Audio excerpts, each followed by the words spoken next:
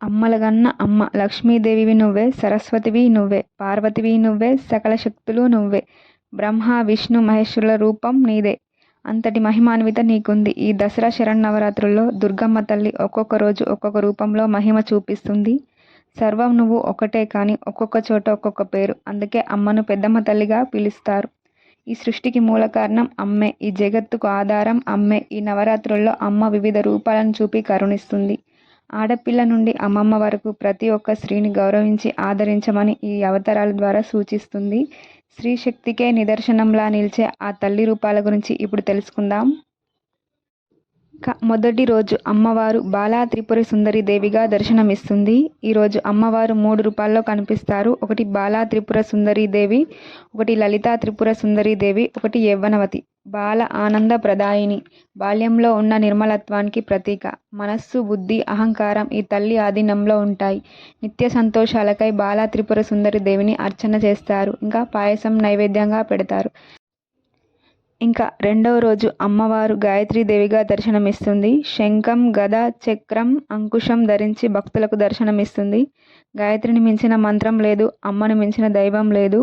స్త్రీలను గౌరవించడం వల్లే ఈ ప్రపంచం కాపాడబడుతుంది అని గాయత్రి అవతారం మహిమ ద్వారా భావించవచ్చు. ఇంకా మూడవ రోజు అమ్మవారు లక్ష్మీదేవిగా అలంకరణ చేస్తారు. మహాలక్ష్మి అవతారంలో ఉన్న దుర్గమ్మను కొలిస్తే ఏ రకమైన బాధలు, కష్టాలు ఉండవని భక్తుల విశ్వాసం. సకల సంపదల స్వరూపిణి అయిన శ్రీ మహాలక్ష్మీదేవి అలంకరణలో ఉన్న అమ్మవారిని దర్శించుకుంటే సకల సంపదలు కలుగుతాయి. ధనానికి ఆది దేవత శ్రీ. ఆమె ఇస్తున్న ధనమే ఇదంతా. ఎక్కడ మహిళ గౌరవించబడుతుందో అక్కడ సమస్త సంపదలు ఉంటాయి. స్త్రీని గౌరవించడంలో అష్టైశ్వర్యాలు ఉంటాయని అమ్మవారి ఈ రూపం ద్వారా మనం తెలుసుకోవచ్చు. ఇంకా నాలుగో రోజు అమ్మవారు అన్నపూర్ణాదేవిగా దర్శనమిస్తారు. సకల ప్రాణికి ఆహారం అందించే మాత. ఒక చేతిలో మాణిక్య పాత్ర, ఒక చేతిలో రతనాల గట్టె పట్టుకొని దర్శనమిస్తుంది. మీకు మీ ఇళ్లలో కడుపు నిండా అన్నం పెట్టే ప్రతి తల్లిలో నేనుంటా అని ఆ దుర్గమ్మ ఈ రూపం ద్వారా తెలియజేస్తుంది. అందుకే ప్రతి తల్లిని గౌరవించండి, తన ఆశీర్వాదం కూడా తీసుకోండి. ఇంకా ఐదో రోజు అమ్మవారిని లలితా త్రిపుర సుందరి దేవిగా అలంకరిస్తారు. లక్ష్మీ సరస్వతులు వింజామరులు వీస్తుండగా సదాశివుని తన ఆసనంగా మలుచుకొని కనకదుర్గమ్మ దర్శనమిస్తుంది. లక్ష్మీదేవి, సరస్వతీదేవి ఆమెను సేవించడంలో ఒక పరమార్థం ఉంది. విద్యాధనం రెండూ కూడా ఆమెకు సేవ చేయాలని సూచించేవే.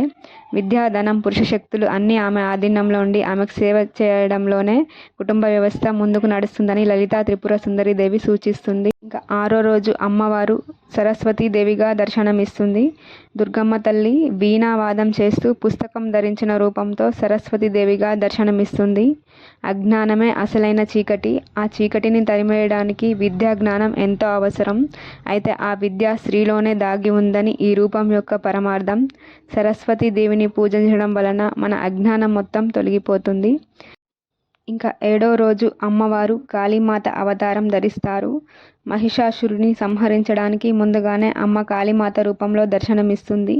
ఆ రోజు అమ్మవారిని శాంతింపచేయాలని విశేష పూజలు నిర్వహిస్తారు. ఇంకా ఎనిమిదో రోజు అమ్మవారు దుర్గాదేవిగా అవతరిస్తారు. దుష్టశక్తిని గుర్తించిందంటే ఇక ఆ దుర్మార్గానికి ఆయు మూడినట్టే అని అర్థం. మహిళా శక్తి తెలియక స్వైర విహారం చేసేవారికి చరమగీతం తప్పదని, అలాగే ఈ రోజున అస్త్రపూజ కూడా చేస్తారు. అలాగే ఉత్తర గోగ్రహణ యుద్ధంలో అర్జునుడు జమ్మి చెట్టు మీద ఆయుధాలను పూజించి విజయం సాధించినట్టు ఉంది. అందుకే ఈరోజు ఆయుధ పూజ కూడా చేస్తారు. ఇంకా 9వ రోజు అమ్మవారి ఉగ్రరూపం మనం చూడవచ్చు. మహిషాసుర మర్దిని రూపం. సింహవాహనం అధిష్ఠించి ఆయుధాలను ధరించి అమ్మ సకల దేవతల అంశాలతో మహాశక్తి రూపంలో దర్శనమిస్తుంది. మహిషాసురుడు అనే రాక్షసుని సంహరించిన అమ్మను మహిషాసుర మర్దినిగా పూజిస్తారు. అమ్మను పూజిస్తే శత్రుబాధలు తొలగిపోతాయి, విజయాలు కలుగుతాయి.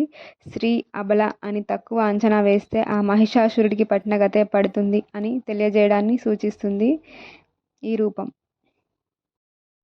ఆ దుర్గమ్మ తల్లి యొక్క 9 రూపాల గురించి తెలుసుకున్నాం కదా.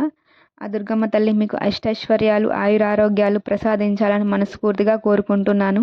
నా వీడియో కనుక మీకు నచ్చినట్లయితే లైక్, షేర్ అండ్ సబ్స్క్రైబ్ చేయండి. Thank you for watching my video.